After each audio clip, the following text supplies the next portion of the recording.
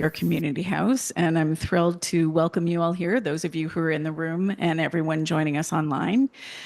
We're thrilled to have our special guest with us again today, and I know it's going to be another amazing session. I'd like to thank Access Alliance for sponsoring today's event and also to Skills for Change for sponsoring the food. And I'd like to just take a moment to dedicate this event to the Honorable Murray Sinclair, who passed away last week. You may know him from his work as Chief of the Truth and Reconciliation Commission, among many other accomplishments, which are too great and too many to list here. And while we've had the honor to work with his son, Niigaan, we never connected with Senator Sinclair directly. But I can honestly say that he's a big part of the reason that we're here today. He spent a lifetime advocating for justice and truth and calling us to action around doing the work of reconciliation. And that inspired many of us to make that commitment. So we're incredibly grateful for everything he gave us, and we know his work will continue. And now I'm happy to pass it to Kathy from Access Alliance, who's going to do our territorial acknowledgement. Hello, good afternoon, everyone. My name is Kathy Karelic, and I'm the manager of the Allied Health Team at Access Alliance Multicultural Health and Community Services. I am here on behalf of my agency to welcome you to the event and to read our land acknowledgement.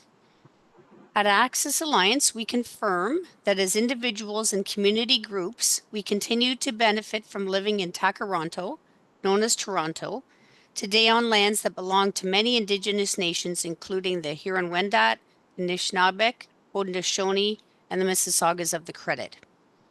We are an organization with a mandate to work with the most marginalized immigrants and refugees facing barriers to access and addressing systemic inequities.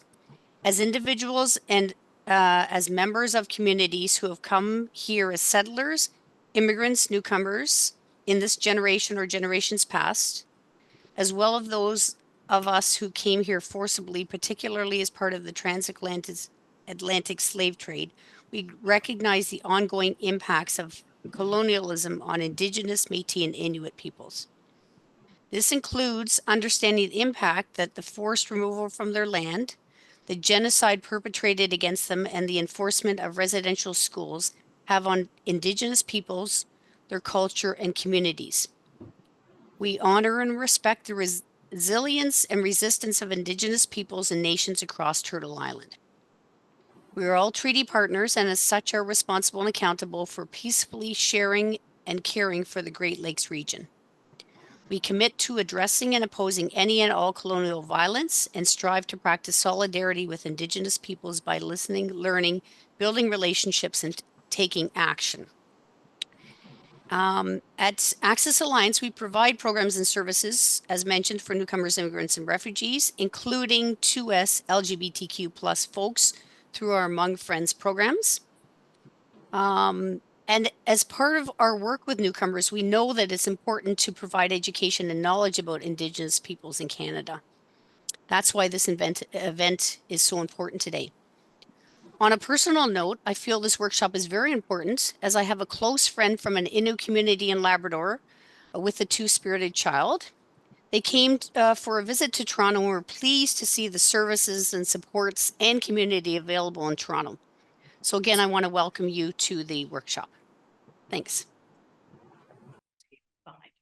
Oh, okay. Sorry.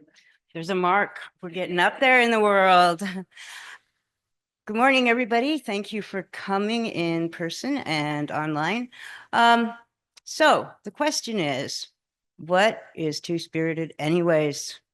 This is a question that has been really, really difficult for all of us to ask because it's actually not a new concept, but the term is maybe 10 years old, something like that. And we're going to explore all kinds of interesting things like, is two-spirit the same as queer? And so on and so on. My good friend, NaWalka Geeshy Meegwun, finally getting it right. We've had some adventures together, and this is going to be a lot of fun because I've been after him to do this for a long, long time. So without further ado, And gosh, what a fabulous outfit. I have a mobile, Oh, you have a mobile, so you tiny don't, little mobile critter on. so you don't need to have it? Hang on to the microphone, but I have also put my phone down here so I can keep track of time, because sometimes my big fat Ojibwe lips keep going on and on and on, and I lose track of time. Bonjour, NaWalka Geeshy Meegwun, Anishnaabe Ojokwe. So I've just told you, and I've welcomed you, and I said hello. I've asked how you are in this space, and I've introduced myself by my spirit mind, my Indigenous name, my real name, which Joan has learned so eloquently to say, NaWalka Geeshy Meegwun. It sounds like three different words, but it's actually one word. And NaWalka Geeshy Meegwun, translated into English, means Longfeather. It comes from the Anishnaabe language. It took my father 3.5 years to obtain my name through ceremony. My colonizer name is Lyndon George. Many Indigenous people, many tribes, we don't have surnames. That's somebody else's construct, the surname thing, and constructs is what I'm going to be talking about today. But before we get to that, we've already acknowledged and we've talked about Murray Sinclair Ba. I use Ba after Murray Sinclair, and if you watch the ceremony of Murray's funeral, you will see that the family has asked us that every time that we speak his name, that we say Ba Eban after. Murray comes from the same nation that I come from, the Anishnaabe nation, and part of the same kind of spirituality that I come from as well, the Medewan Society. Murray is very, very important for Indigenous people for so many different reasons. But for me, and each one of us as Indigenous people is going to have something different to say about Murray, but something meaningful about Murray Ba. We use Ba because it helps people understand that Murray Sinclair Ba is now on a new journey, that he is no longer physically here. But more importantly, we use Ba as an indicator to Murray to help him better understand that when he hears his name, now, because everything we do is very spiritual, but when he hears his name, and if we don't say Ba, Murray might be tempted to turn around and want to come back because he'll think that we're hurting or that we're grieving too much.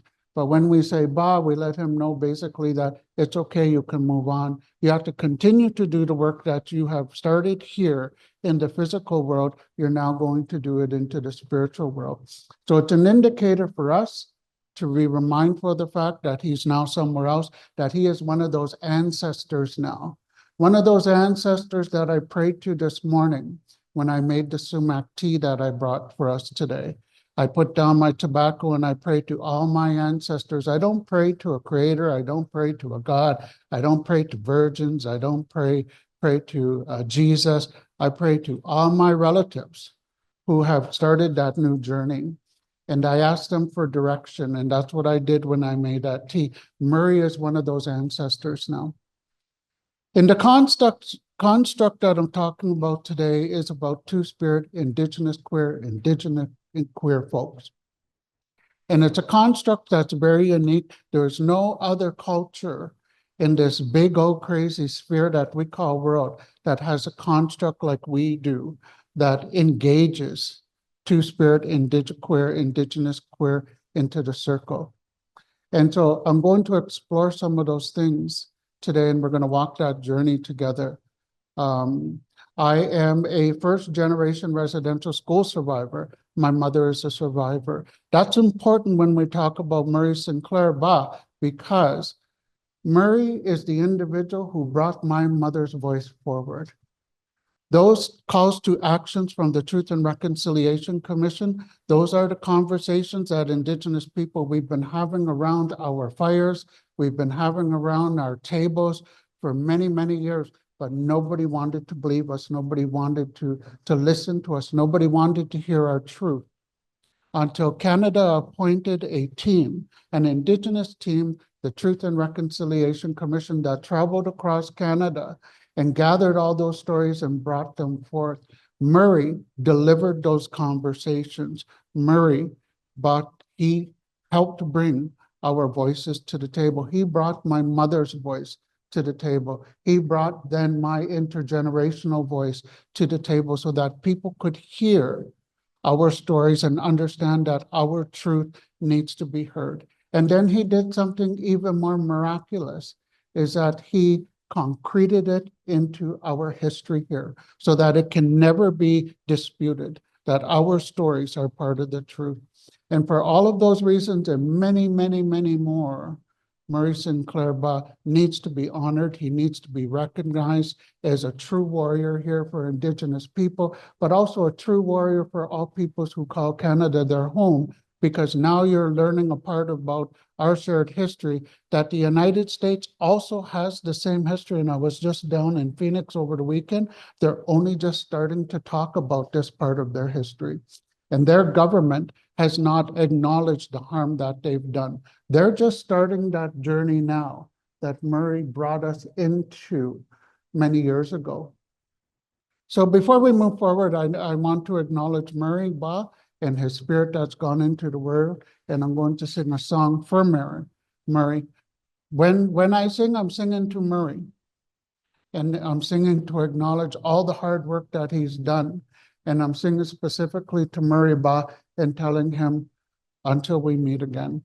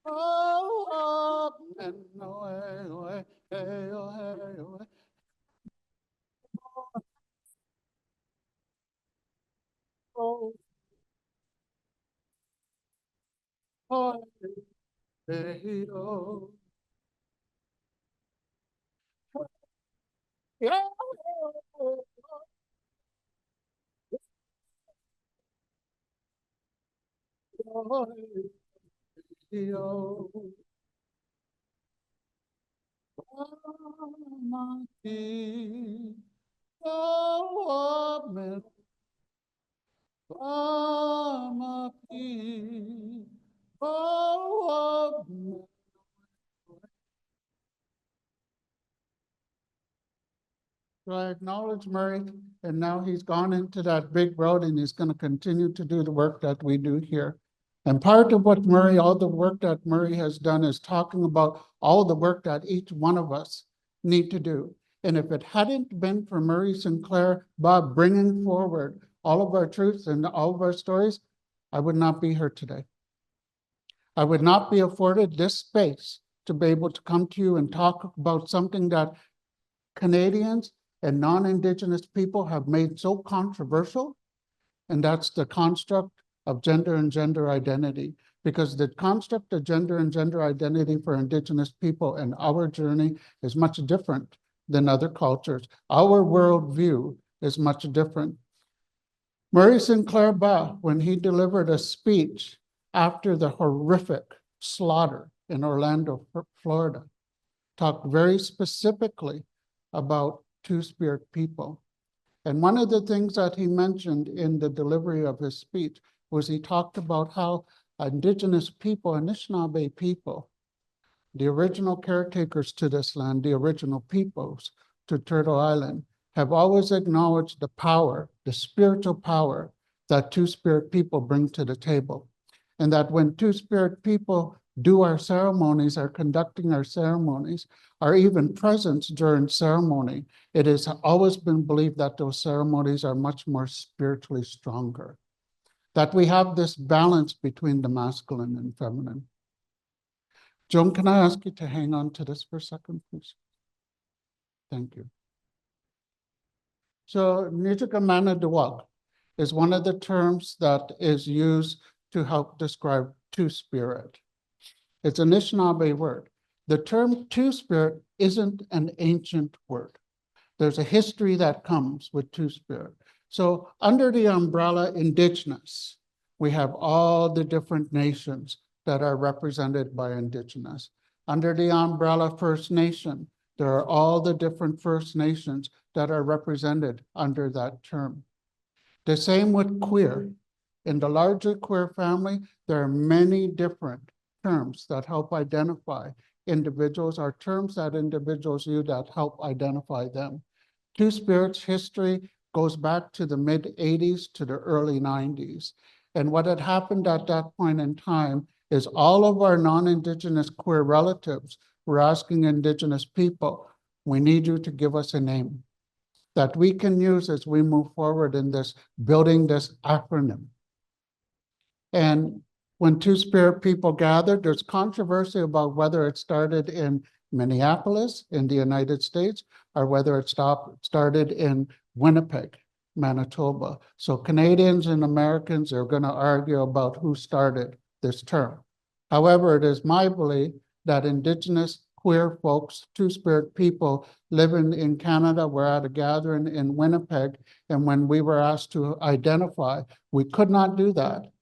Because in Canada alone, we have so many different dialects, so many different Indigenous languages. And then when you add our relatives south of that imaginary Indigenous border that colonialists have built for us as Indigenous people, we have thousands of different nations all over Turtle Island. So it was impossible to come up with one term that would best identify who we are as Indigenous queer folks under that big queer umbrella. But we could agree on one thing, and that our beliefs about who we are, how we identify as Indigenous queer, Two-Spirit, Indigenous queer folks, came from a belief that is ancient, came from a belief that comes from our languages. And it is that Two-Spirit, Indigenous queer, two-heart people embody a masculine and a feminine spirit. That we recognize that masculine and that feminine spirit, and we're okay with that. That we don't have to fight off our feminine spirit for fear of homophobia. We don't have to fight off our masculine spirit for fear of homophobia. That we're okay that there is a masculine and a feminine being that lives inside us, and it lives through us spiritually in the work that we do and how we walk and journey on this world. So that's where that term comes from. We decided that let's use that word Two-Spirit that way. All nations across Turtle Island would be represented through that. However, that doesn't mean that all Indigenous queer Two-Spirit people use that term Two-Spirit. I use it for the purposes of education because that's the term that most people use. Can we go to the next slide, please? And the next slide, I'm just going to jump through some of this stuff. I'm going to leave it right there for a minute. So I'm a first-generation residential school survivor. My mom was a survivor, as I had mentioned. I am a survivor of Federal Indian Day School. Federal Indian Day School is what came after Canadian Indian residential schools. So when the government and the federal level government decided that they weren't getting all the kids, that it was just my mom that they were getting, they then started to question, well, what about Sylvia Buzz kids?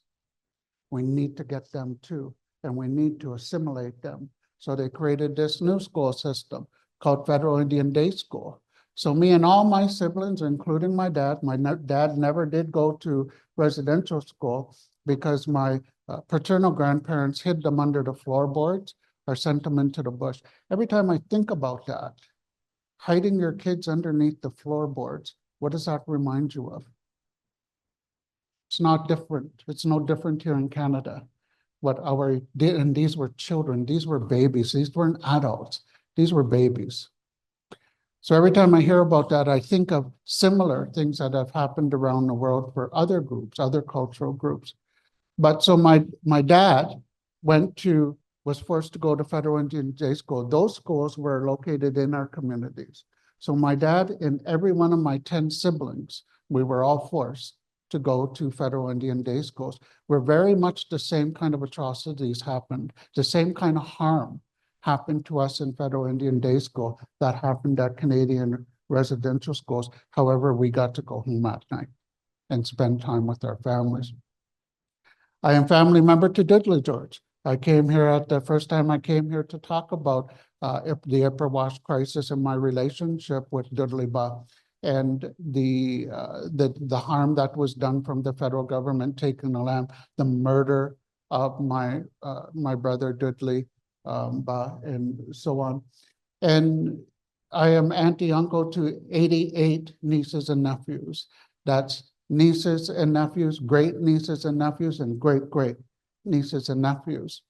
And today I'm wearing part of my traditional regalia. And this regalia for me, our regalia tells a story about who we are and where we come from.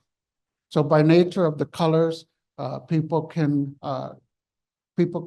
then determine what kind of personality I might have.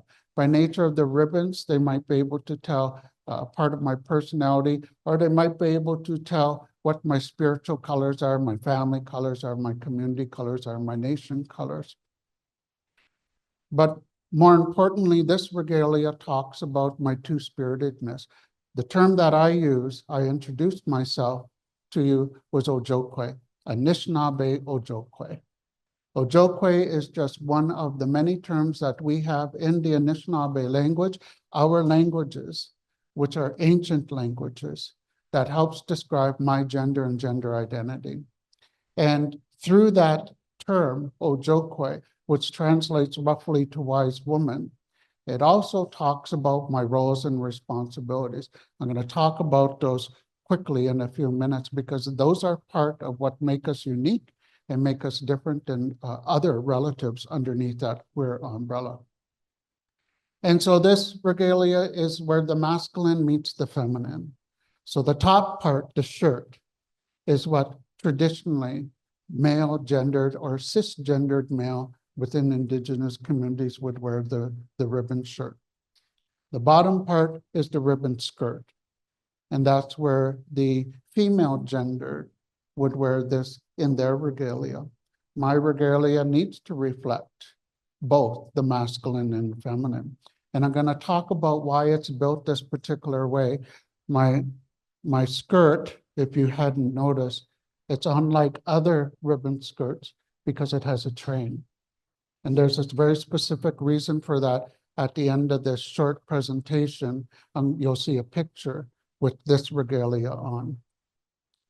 So the last time that we gathered, we did something called the clan dance. And the clan dance was very important. What happens at the clan dance when we gather as Indigenous people, the conductor or the facilitator of that ceremony, of that gathering, or that ceremony that we're at, the conductor may say, everybody do your clan dance.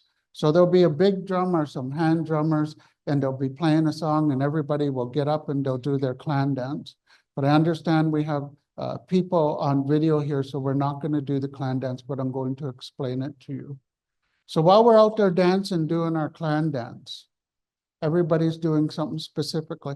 You might be part of the Eagle clan, and so you'll dance around the room like this. You might be part of the Coyote clan, and you'll dance around the room like this. You might be part of the Whale clan, and you'll dance around the room like this. When we're doing those clan dances out in our circles, specifically at a function, at a ceremony like a powwow, you can look around and look at everybody dancing. And when you see somebody doing the same dance that you're doing, you automatically know that they come from the same clan. Then you will better understand that they are a member of your spiritual, a new member of your spiritual family, your clan family. And when you can identify somebody from your clan family, there are certain limitations to the type of relationship that you can have with them. You then carry all the same roles and responsibilities to that person, even though you've never met them before. Even though they come from a different community, a different nation, they're doing the same clan dance. That's now your spirit, part of your spiritual family.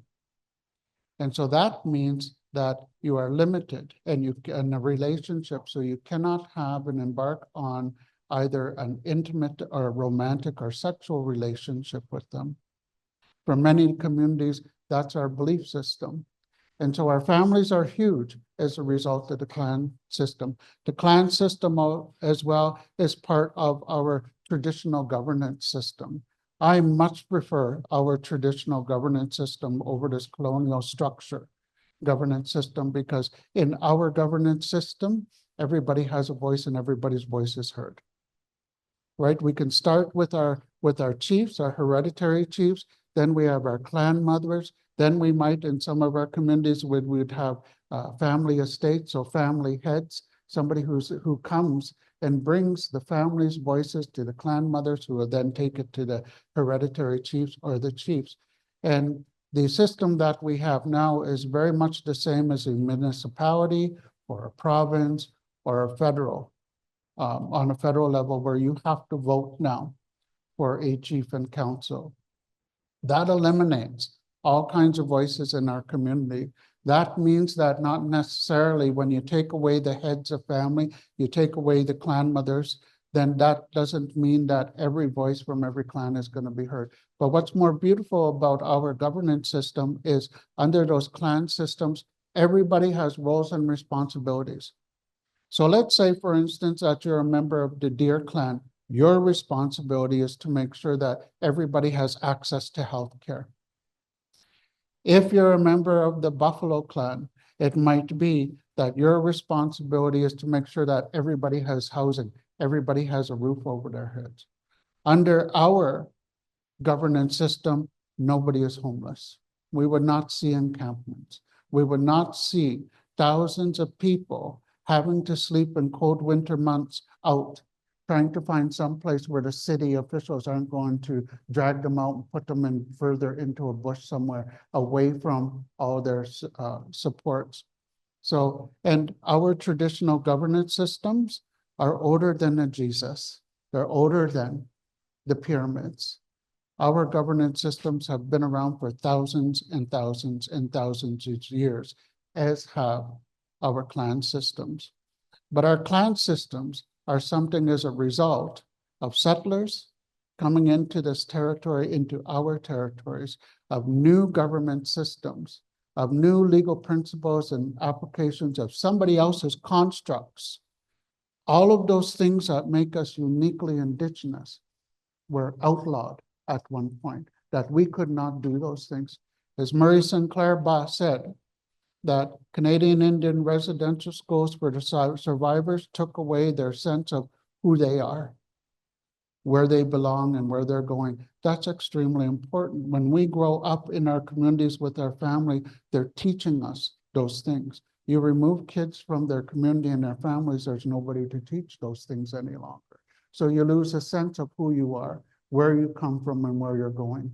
So that's the work that we're doing now, is trying to help Canadians get to a point where you better understand who we are as Indigenous people, because Canada has done great harm in not educating Canadians or anybody who's calling Canada their home right now, who we are as Indigenous people. Next slide, please. So we have to think about what are those changes that came to Indigenous people through colonization. We have to think about what are those influences that came to Indigenous people. When we look at changes alone, we know that the governance system has changed. What I had never really thought about before, I happened to be at a meeting in a First Nations community just outside of London, Ontario. And I was seated at this table with at the beginning of the day, I didn't know who they were, but near the mid-afternoon, I knew better who these individuals were that I was seated at this table with. They were all hereditary chiefs, but they were not recognized by the federal or provincial government because they were not part of that electoral process that had been forced on us through the Indian Act. And when we were sitting in that table and we were talking about trauma, we were talking about harm, one of the elected or one of the hereditary chiefs stood up and said, by forcing this electoral process on us as Indigenous people, it brought into our communities a new construct which is not ours. It brought in jealousy and it pitted our families against each other. And what they were talking about in our community's election time, I just went through this last week in my community. During election time, I try to stay off social media because what has happened through the influence and the force of that electoral system in our communities is it's forced families against family. It's forced community against community. So in my family, in my community where there's two large families, the Georges and the Burzetts, often what happens now as a result of this electoral system is that those two families will fight and they'll fight for power. So when election time comes up, everybody's slandering each other and they're name calling. We never had that stuff happening when we had hereditary chiefs and clan mothers in place because we always knew that everybody's voice was going to be included in that circle. So that's the influence that colonization has had on us as Indigenous people. Next slide, please.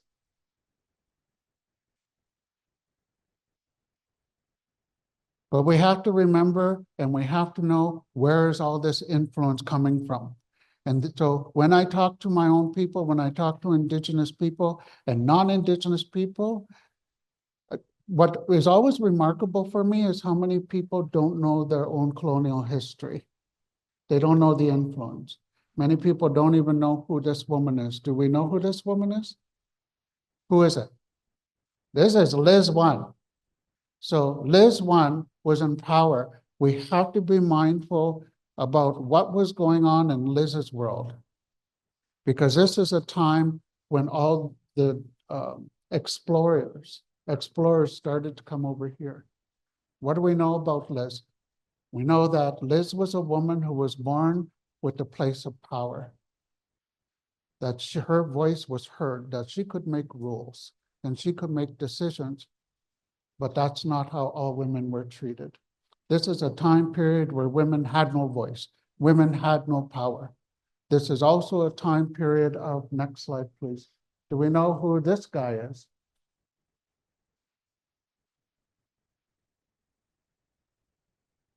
Maybe not. That's okay.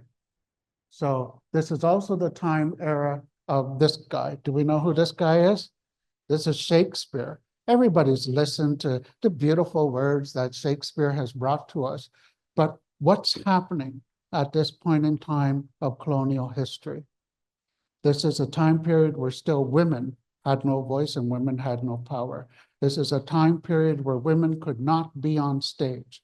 And any woman who dared get on stage was automatically labeled as a witch or a whore. And what could you do with a witch or a whore back at this time?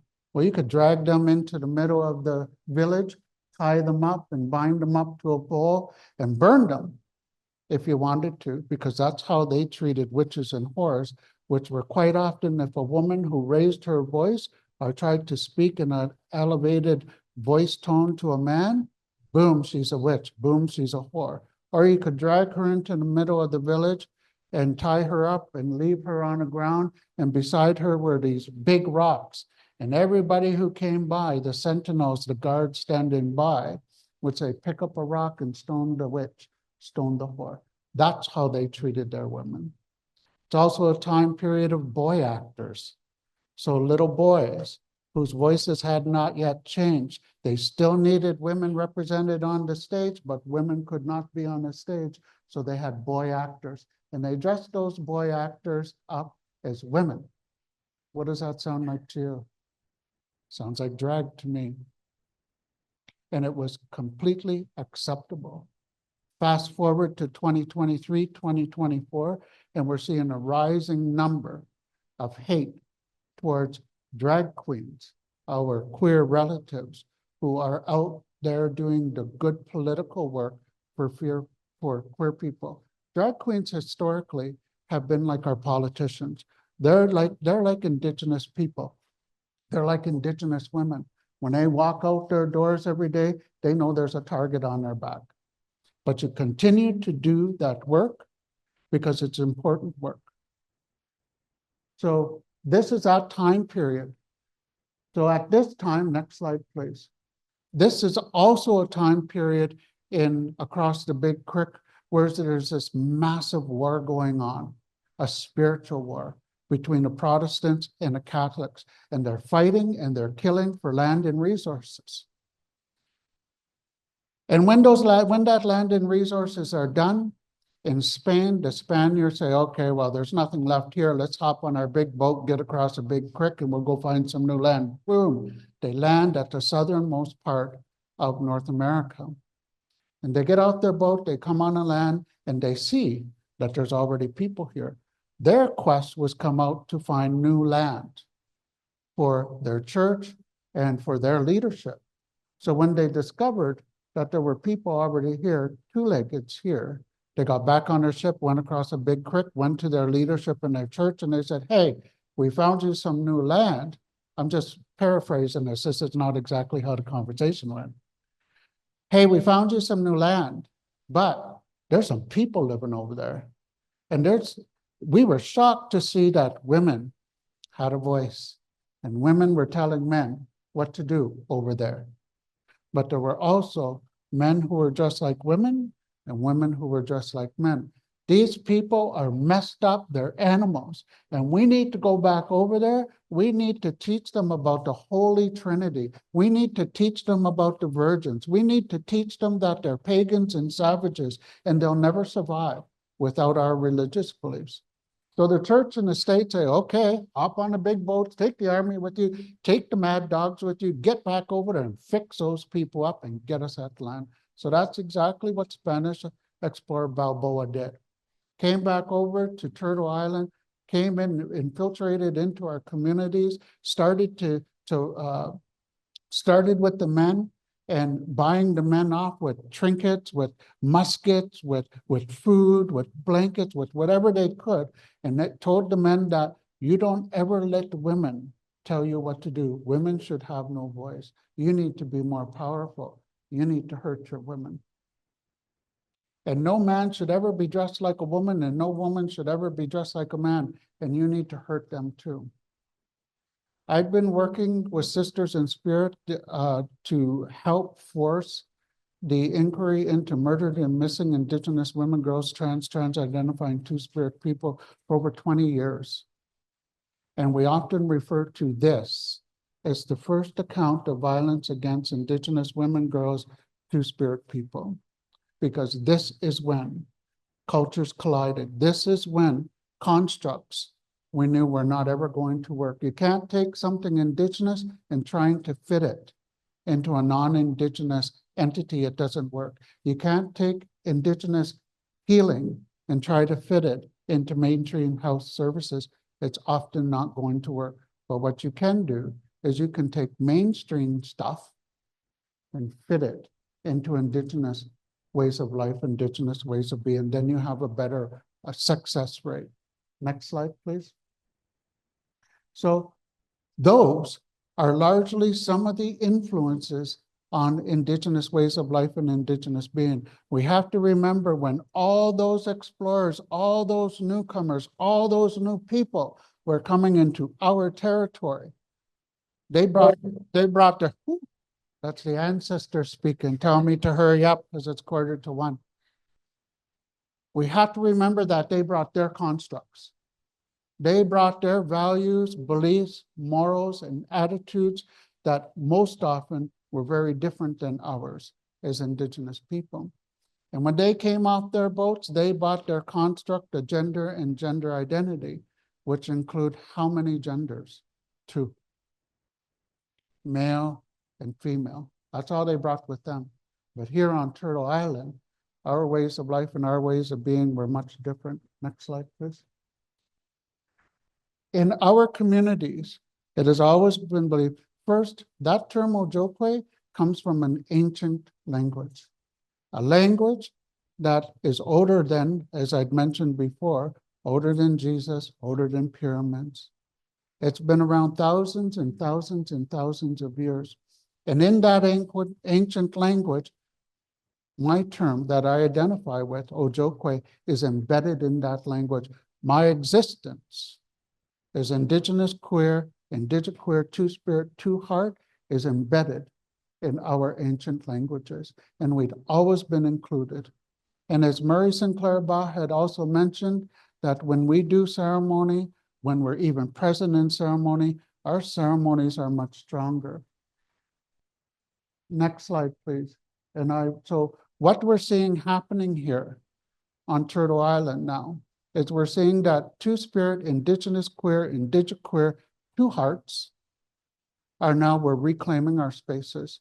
That for too many years, those other constructs that were brought in by other nations, by other cultures, included homophobia. And so we've had to fight against homophobia for over 500 years because that's not our construct. That's not our garbage. That's somebody else's garbage.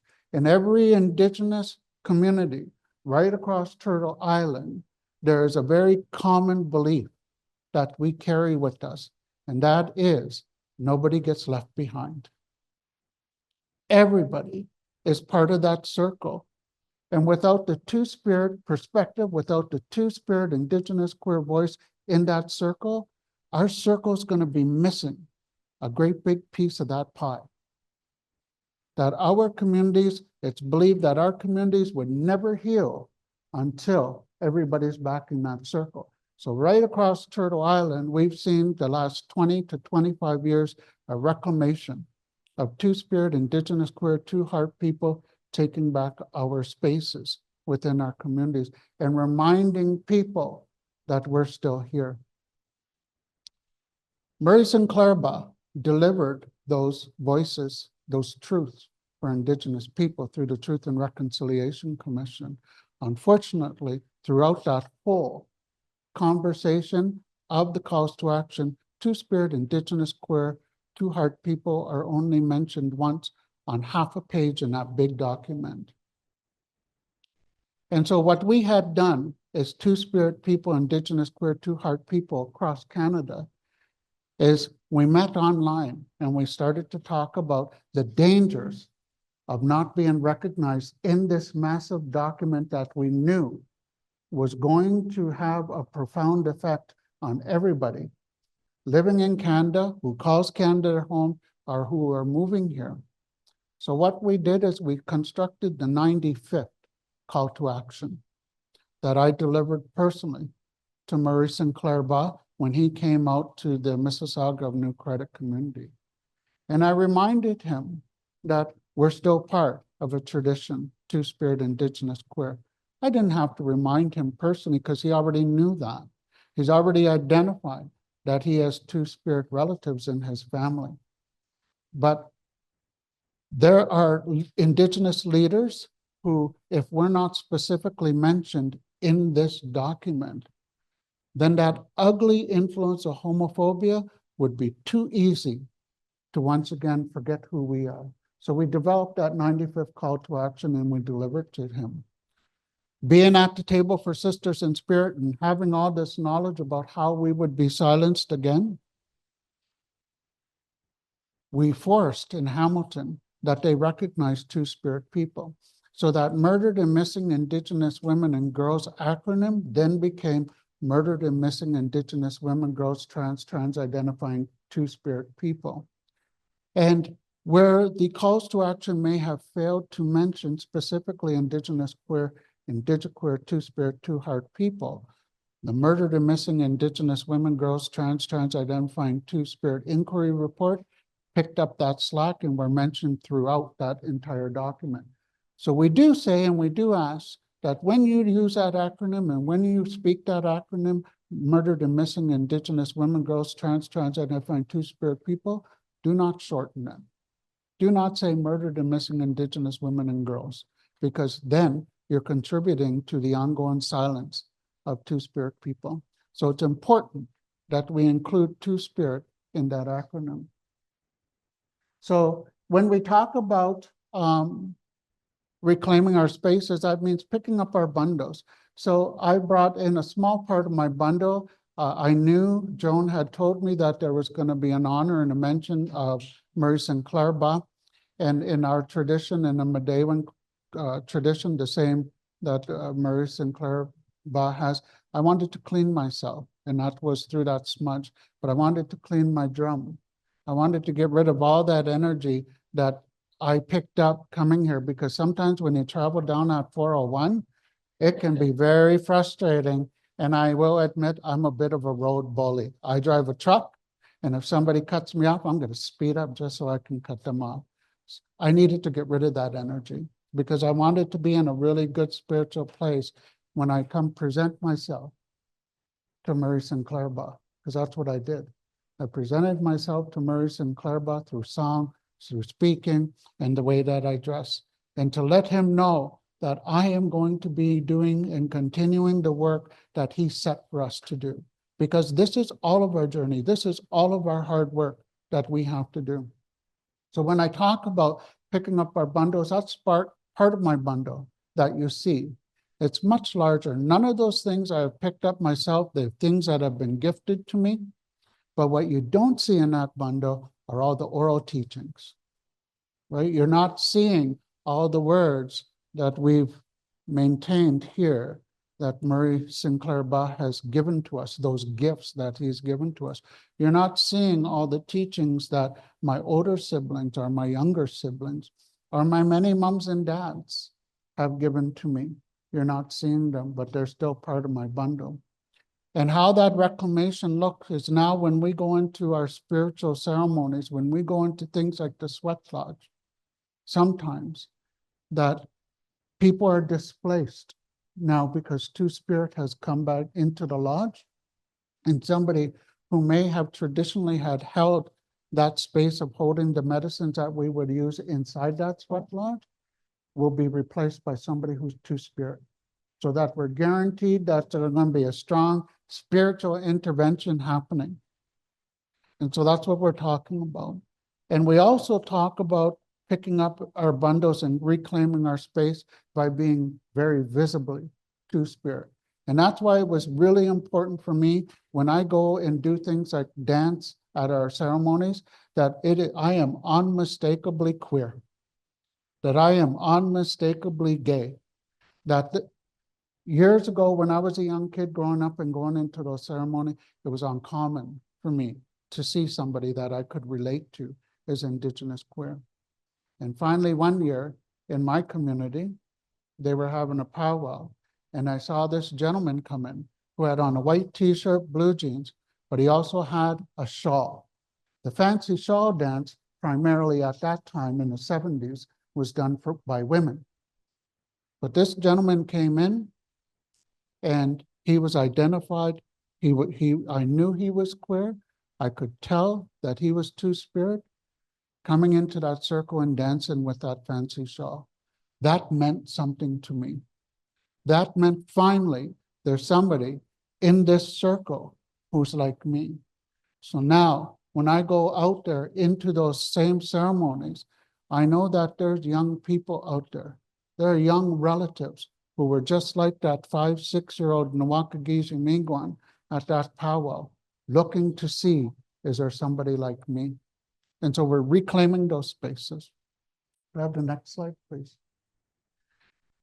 It's really important for us to know what's happened with this acronym. Everybody's used to this acronym, LGBTQQIPIANGC, and then they put a 2S, and then they put a plus sign. It's important for us to understand this history of this acronym. Indigenous people in general, we're not fond of acronym. We do not like the acronym BIPOC, Black, Indigenous People of Color, because we know that when you put Indigenous in an acronym, we become silenced once more, and we cannot step back to prior to the calls to action and be silenced anymore. And specifically in our territories, we're demanding that you recognize us first in our territories. Because if you know the history of this so-called country, Canada, you will better understand, yes, this land was stolen by Indigenous people, and it was stolen from Indigenous people using a piece of colonial law known as a doctrine of discovery. That doctrine of discovery talks about how we, me, and Marilyn and Joan, were animals. We're not even human beings.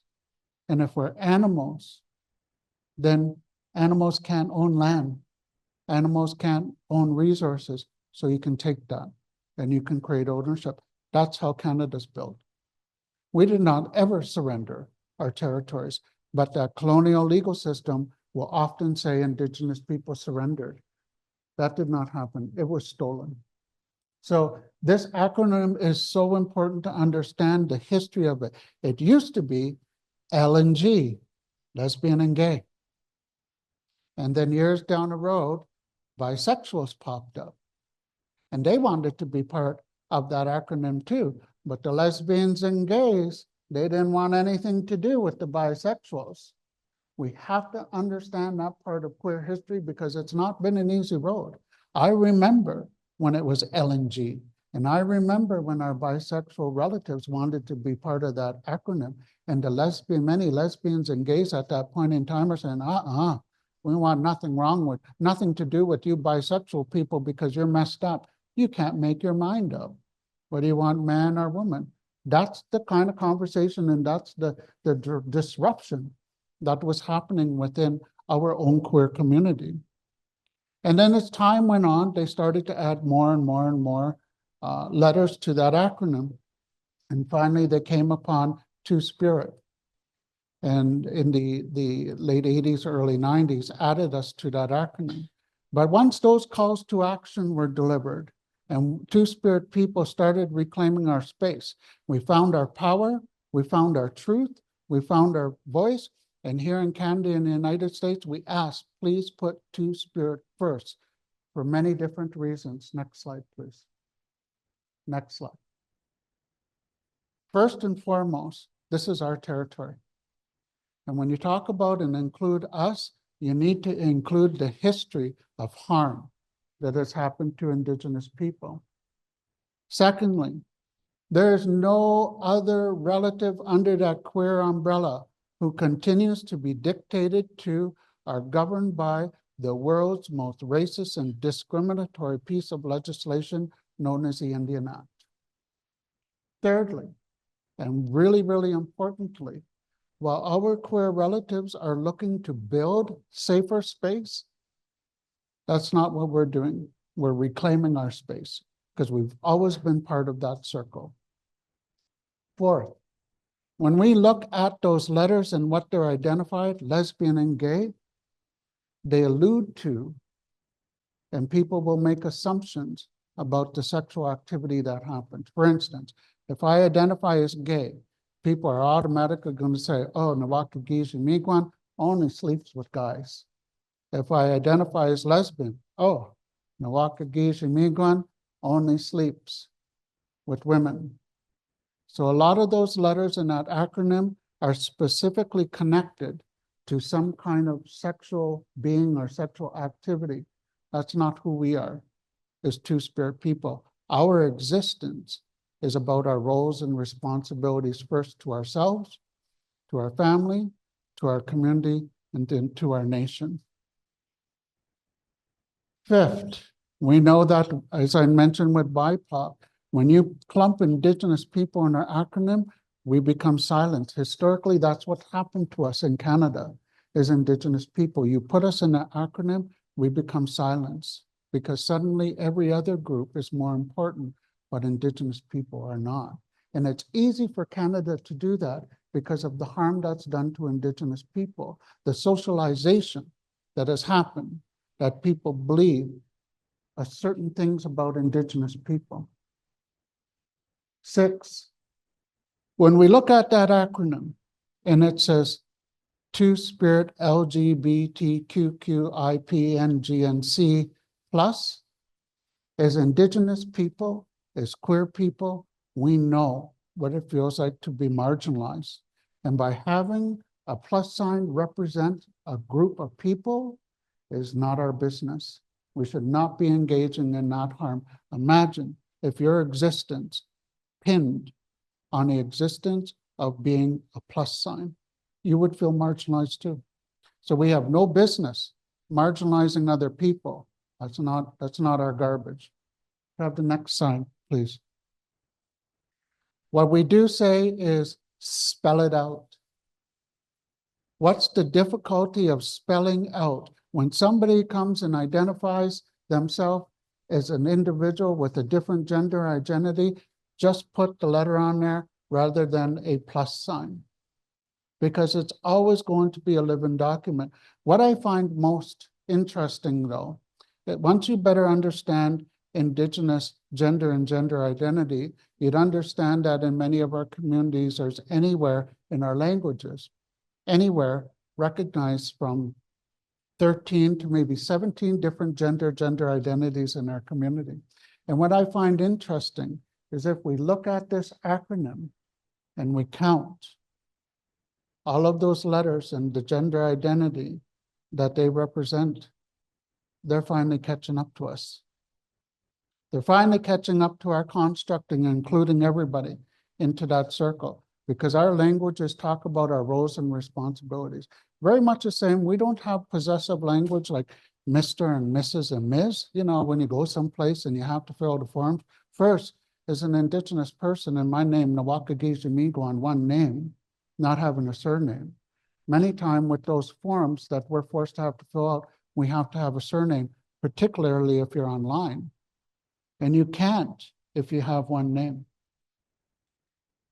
We don't have those same terms like Mr. and Ms. or Miss, because those are rather possessive. The history behind them, as I understand, is that when you marry somebody, you become a possession then to each other. And so you're Mr. and Ms., that's kind of possessive. We don't have those in our languages, at least in not Anishnaabe language.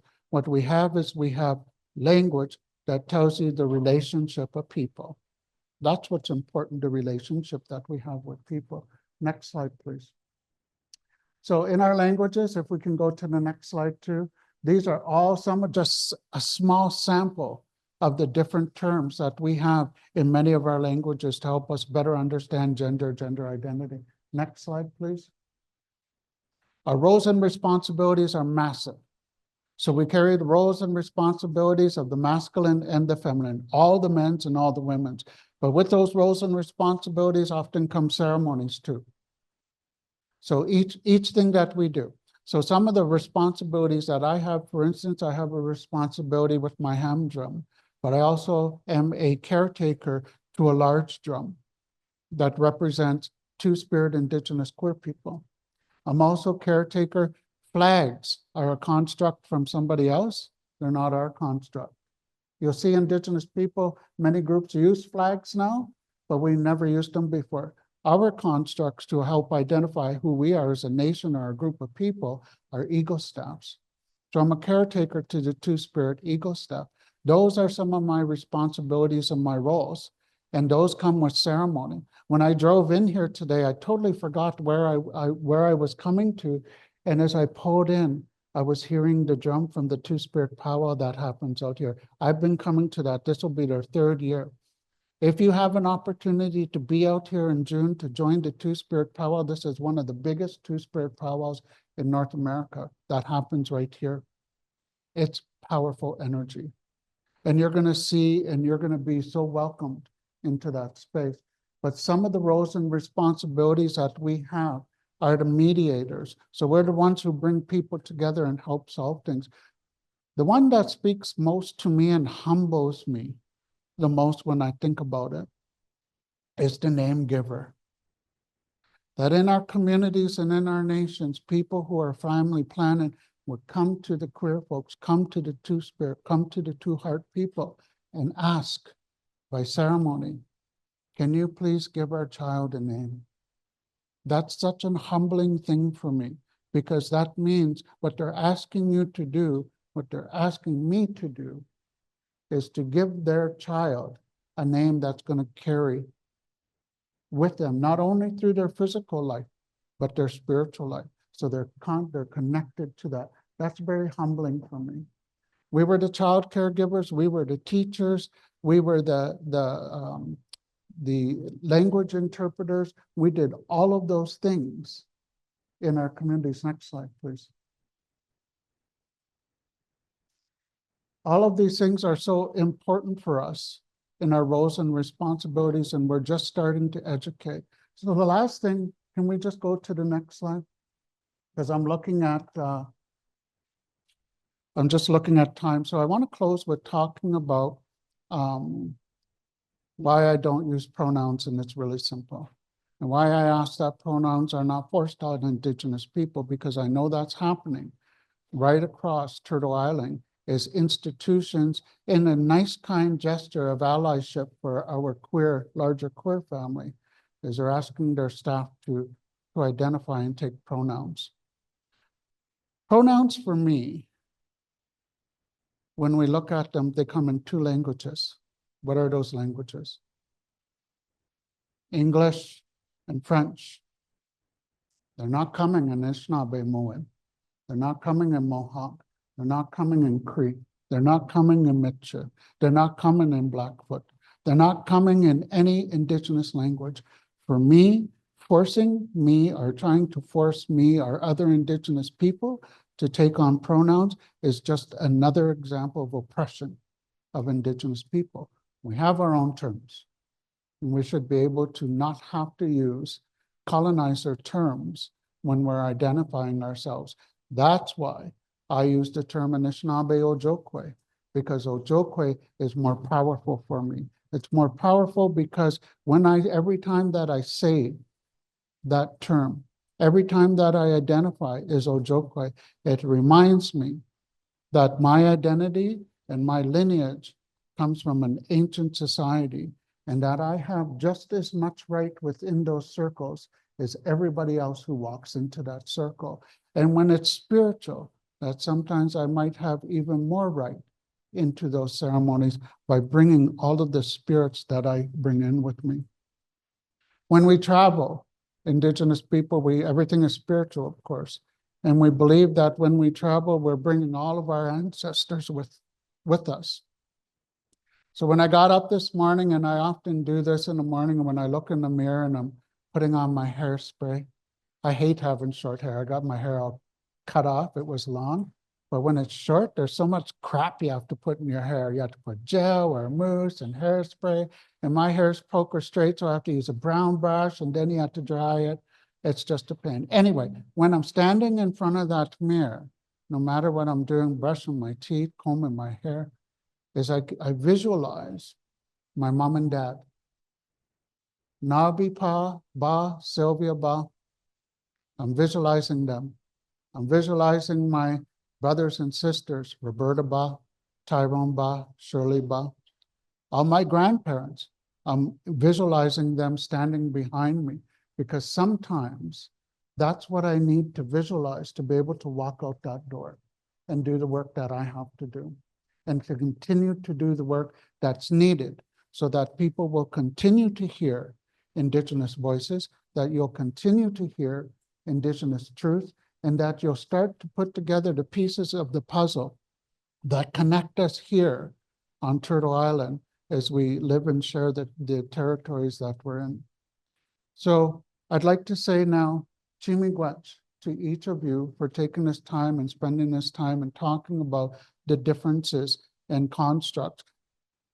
In the work that you do, always be mindful that Indigenous people, our constructs are different, and gender identity are just one of them. And as we move forward, we know that the USA has had an election. And we know that the last time that the cheese man, that Trump got in power, we saw some horrific things happen. Canada is influenced by the United States. And so we saw a white supremacist group take over the capital city here. and we saw no action against them. Months before that happened, there was a small group of 250 to 350 Indigenous youth on Parliament Hill who were met with the military and the army and taken off. So there are certain privileges given in this country to certain people. But we have to be mindful of the fact that when we start seeing these influences from the United States happen again, let's move forward in a good way, with an open mind, an open heart, with a good mind and a good heart. We're going to start seeing our relatives, like we did last time Trump came in power, run from the United States and seek a safer space here in Canada. We're seeing real estate agents targeting already American people, saying if you're looking for a new home in Canada, we'll help you find that home. We're going to see our queer and trans families run from the United States and come here to Canada or other countries because it's a safer space here.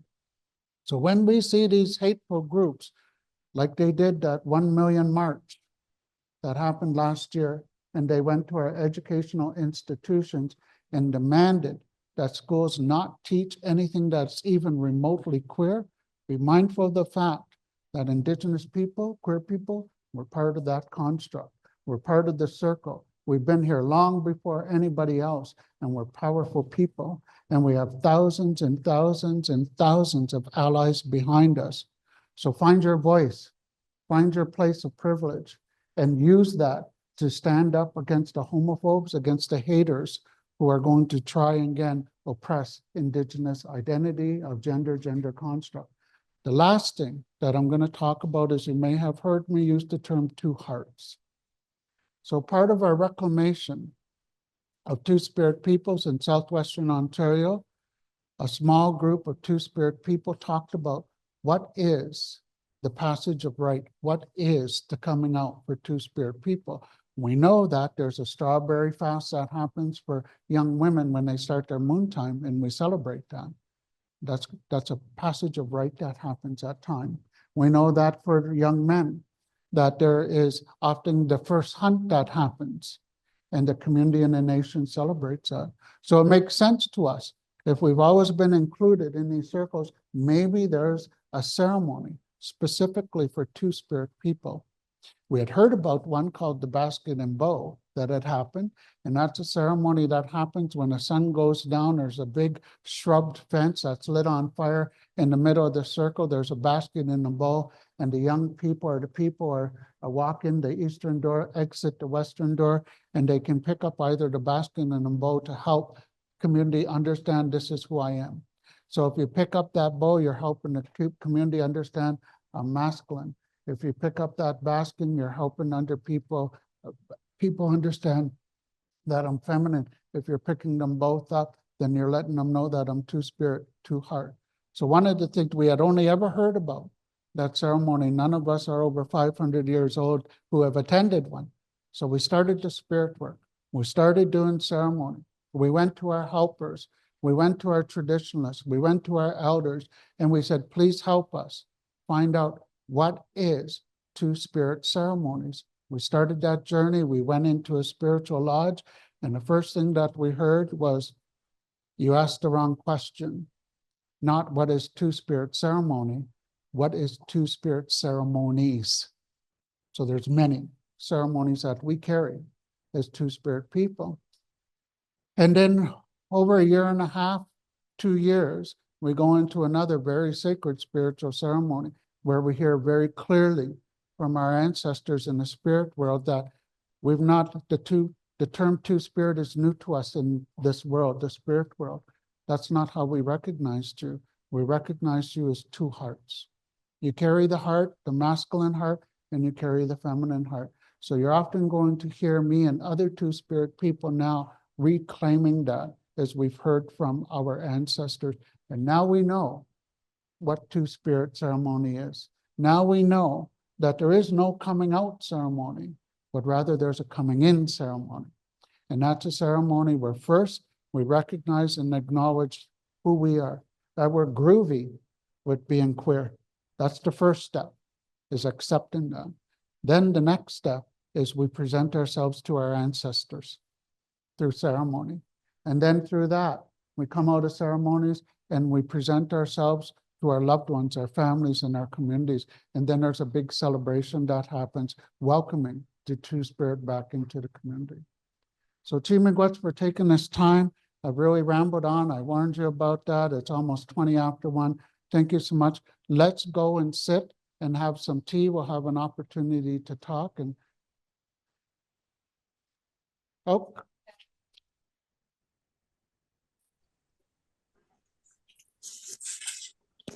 yeah, certainly. Absolutely.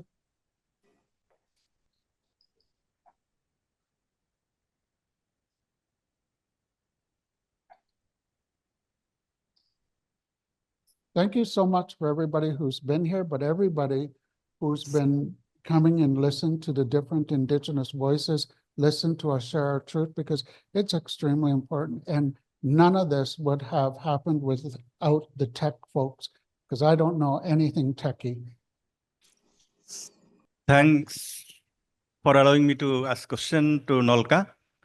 So yes, I appreciate for your nice presentation on indigenous culture, and also you being the son of the residential school mother.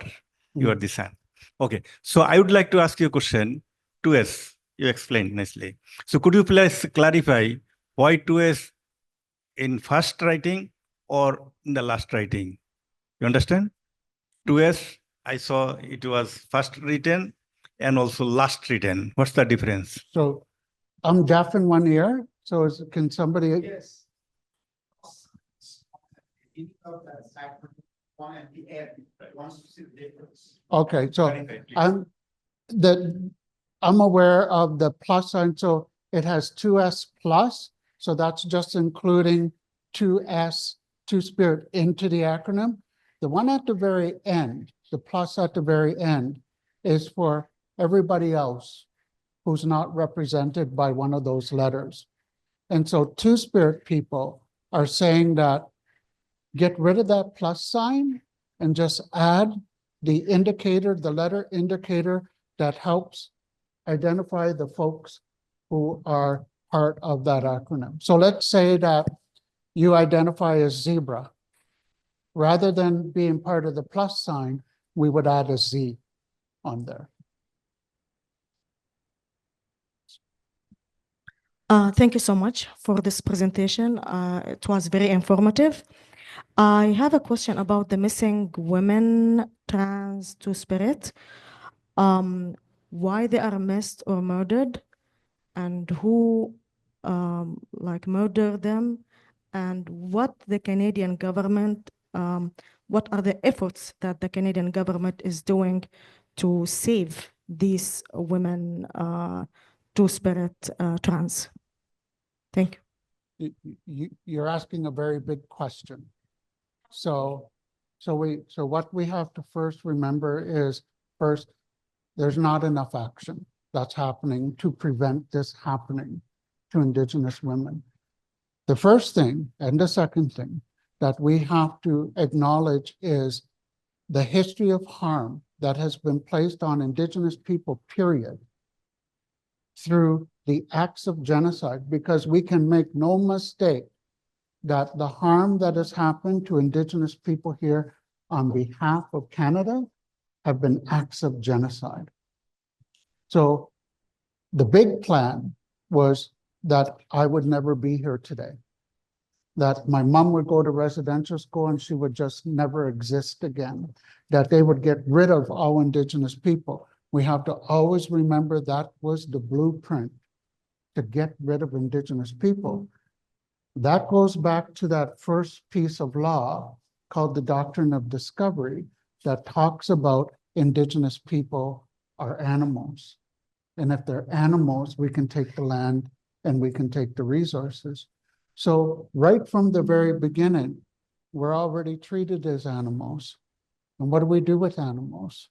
We kill them, we eat them, we slaughter them, we gut them. And so when you carry that mentality forward and you see persistently laws a legal system that was not built by Indigenous people, not built to benefit Indigenous people, you're going to see the criminalization of Indigenous people over time, and that's what's happened. So right from the beginning, Indigenous people in general were seen as being a disposable population. That's actually what made me do the work that I did on murdered and missing Indigenous women, girls, trans-identifying two-spirit people. Because one day I walked out my door, I have 6 sisters and I have many nieces. And when I walked out that door, I hated the thought that they were feeling like they're a disposable population. Because whenever an Indigenous woman, girl, trans-identifying or two-spirit people were found killed, but we knew it was murdered, they were murdered, that sends a very strong message. And when there's no convictions that happen to non-Indigenous people killing our Indigenous women, that also sends a very big message. And that message is, it's okay to kill Indigenous women because we're not going to charge you. We've only started to see a lot of that work change with Murray Sinclair Buff, who was part of decisions like Gladue decisions. And those decisions, with Gladue decisions, what they do, Gladue factors are entered into a court to help courts better understand the relationship between that individual and the genocidal acts that Canada has pushed on that individual. So we have to be mindful of that whole history that happened prior to the inquiry on murdered and missing Indigenous women, girls, trans-identifying two-spirit people. That's why now in what we call Indigenous country, Indigenous world, you'll see a lot of our Indigenous women who are pushed to the forward to use their voices, because we need to now condition Canadians to see our women differently than a disposable population, because nobody's a disposable population. So that's short answer to a very big question that you have. Thank Okay, you. we've got 4. Well, Ranjith, do you still want to be in the line there? Okay, so we've got 2 from the chat and 2 hands up. We've got a chat question. Where can we learn more about this topic? Sorry, what was that? Where can we learn more about two-spirit people? Oh, so Toronto is home to two-spirit people of the First Nations. They carry all this knowledge to any one of the staff members there. Keith McCurdy is the executive director. You can contact him, but there's also many, many books out there now about two-spirit Indigenous queer folks. However, what I would warn you of is when you are picking up books to read about Indigenous people, please make sure that the author is an Indigenous person.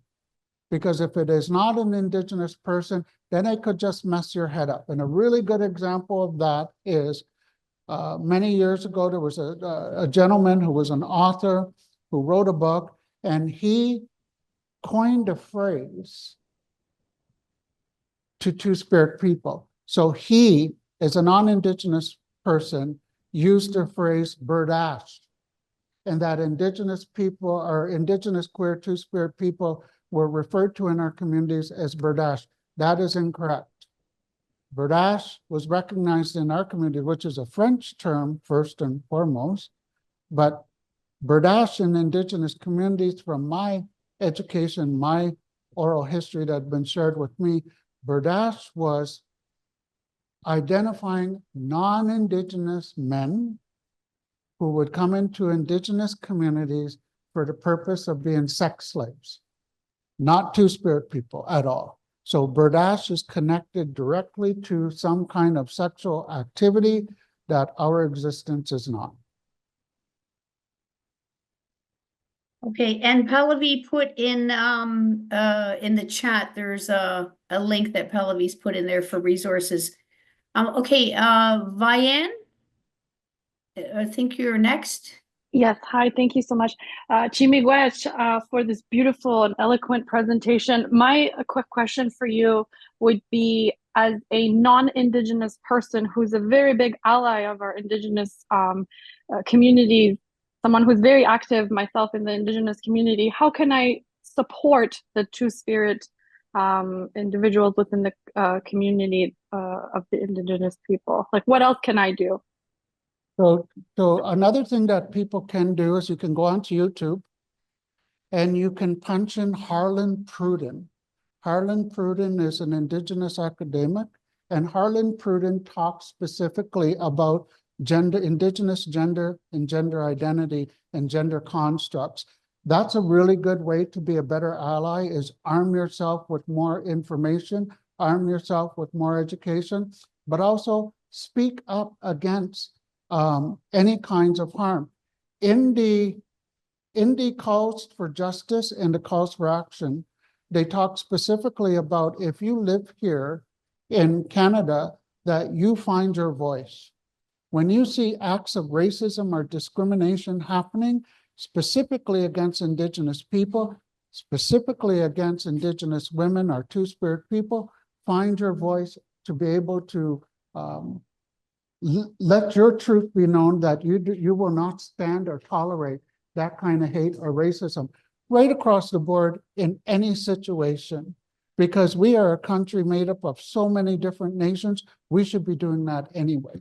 Not just for Indigenous people, not just for Indigenous women, we should be doing that for each other. I hope that answers your question. Chimigwech, it does. Thank you. Chimigwech. Ranjith, you're up. Okay, thank you so much. My question also comes with a comment that about Indigenous and Two-Spirit peoples that I have learned. One of the Indigenous scholars, I learned this from one of the an Indigenous scholar, and for Two-Spirit peoples, they are coming into the community as against settler queer and trans people are coming out to the community. So coming into the community means that they are embraced by the community, Indigenous communities, rather than coming out is, on the contrary, coming out is seen as individual act, and sometimes they face violence from that community that they're coming out. That is one thing. And the other thing is about being Two-Spirit also means it is a sacred responsibility given or bestowed upon them by the Creator. So I want to highlight and ask the speaker sage about these views that I have learned by way of clarifying. That, because of that echo, it was really hard. Can somebody just... Sure, let me do that. So I guess Ranjit has learned that two things. One is that for Two-Spirit folks, it's more of a coming in rather than a coming out. Whereas for folks, you're sort of stepping out of the community, but here you're kind of coming in and you're being embraced. The other thing that he has learned, sorry, Ranjit, can you repeat the part about the Creator, the second part? Yes, so I also learned that Two-Spirit identity is not a mere identity, but it is a responsibility. It is a sacred responsibility bestowed upon them from the Creator. Right. So being Two-Spirit is a sacred responsibility bestowed upon by the Creator. And I guess this is something he has learned and he just wants to clarify with you and what you think about it. Okay, so the child rearing practices for Indigenous people traditionally is that when we're growing up in any culture, when your kids are growing up, there's a certain kind of child rearing practices that everybody has. In Indigenous communities, our child rearing practices are that everybody has a responsibility for the safety and well-being of that child. Quite often when you come into our celebrations, powwows, or other ceremonies, you'll see our children who are being allowed to be able to roam around the larger group. It's because many of us know that child is our responsibility. Even if we don't know that child, that's our responsibility. We have that shared responsibility for the upbringing and well-being of that child. So when a child is young and you see a child displaying certain behaviors or doing certain things, it's our responsibility as Indigenous people to nurture those behaviors and to nurture those kind of attitudes that are surfacing. So for instance, traditionally in our communities, if you, because we know that Indigenous queer people, we don't wake up one morning and say, hey, I'm going to be queer. If that's true, if we get to pick our own orientation, I want somebody in this room to tell me what day, what time, what month, what year you woke up and decided, hey, this is my orientation. We are born, we are given these gifts. And so Indigenous people, we believe that we are given these gifts when we are born. And so as Two-Spirit people, Indigenous queer people, we're displaying that masculine and feminine. My family talks about, my parents and my older siblings specifically talked about, when I was growing up, when I was that little kid, I was different than all the other kids because I wanted to do the masculine things, but I wanted to do the feminine things. I wanted the Barbie dolls, but I wanted the fire trucks. I wanted the pellet guns and the guns, but I also wanted that big Barbie doll house too. I wanted all of it, but I was also the kid who was kind of in between all the other relatives, and I was bringing them together. If they were fighting, come on, let's work this out. So the responsibility of Indigenous people at that point is you nurture the masculine and you nurture the feminine. So you start teaching us at a young age the feminine ceremonies, and then you teach us the masculine ceremonies as well. So that when we grow up, we actually should have never had to have a coming out or coming in, because we would have already been organically raised and educated on our roles and responsibilities. So that from my understanding, there were celebrations that we have to mark the new journey. So the berry fast for young women, that's marking a new journey.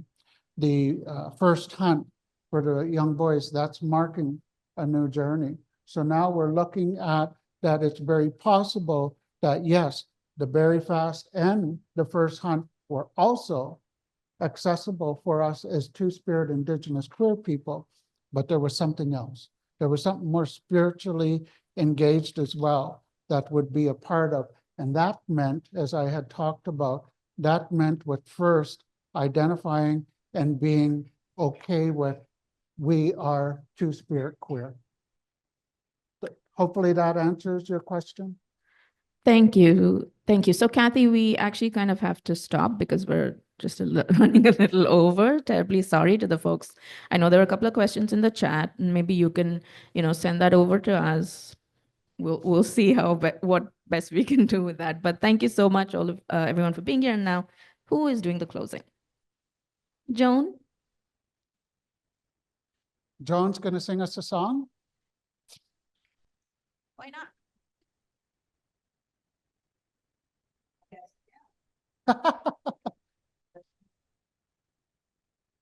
Thank you, everybody, for coming. We are going to have some tea behind you, and we have a lunch set out, and that's pretty much everything. I'd like to thank everybody online, and thank you so much. Thank you. Yes, thank you. Thank you very much for providing this space.